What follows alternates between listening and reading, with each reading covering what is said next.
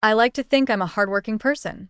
I exercise, I count calories, I even pretend to enjoy herbal teas that taste like wet bark. But the truth is, my gut works harder than I ever will. While I'm asleep, it's down there grinding away like an overachieving employee who refuses to take a weekend off.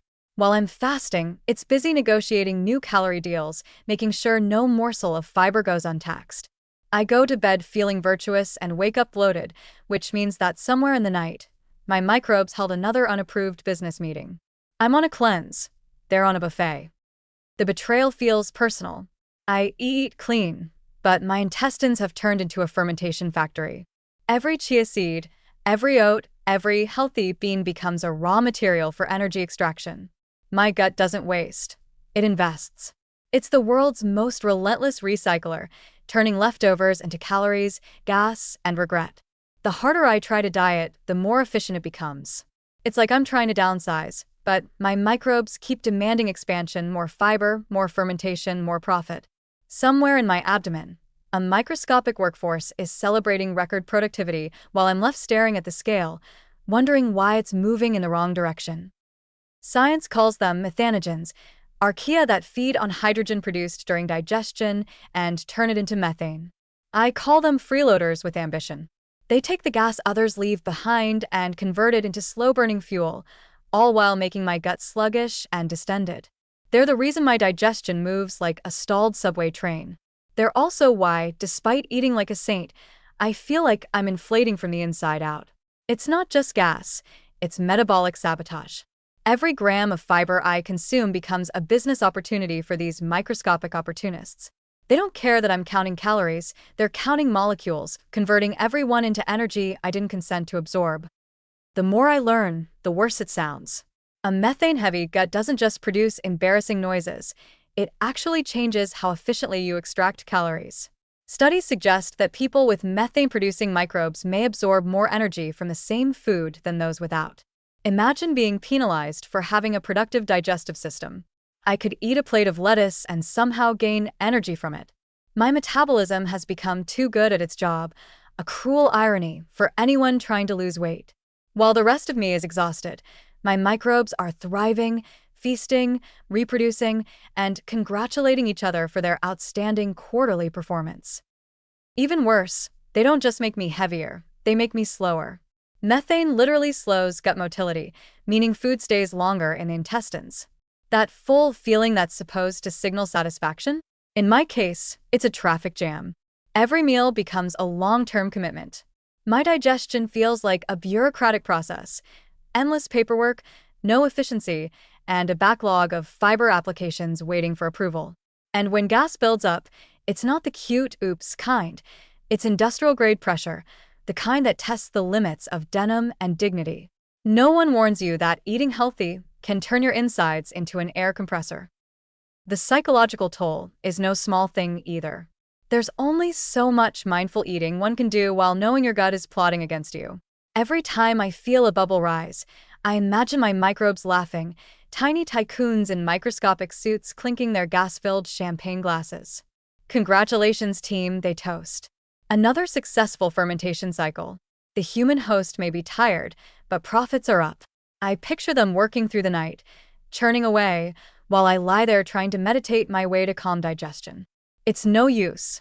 My stomach is an engine that never stops idling. And the diet industry doesn't help. Every new health trend seems tailor-made to make things worse. Eat more fiber, they say. Feed your gut bacteria. As if my gut employees need more fuel for their expansion plans. Every smoothie bowl I eat is like sending a care package to the enemy. They don't see me as their host anymore. I'm their landlord and they're not paying rent.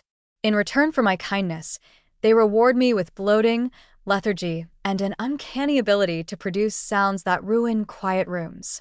It's an unfair relationship. I do the grocery shopping, the prepping, the calorie counting, and they reap the metabolic benefits. Sometimes I try to fight back. I cut down on beans, cruciferous vegetables, even oats.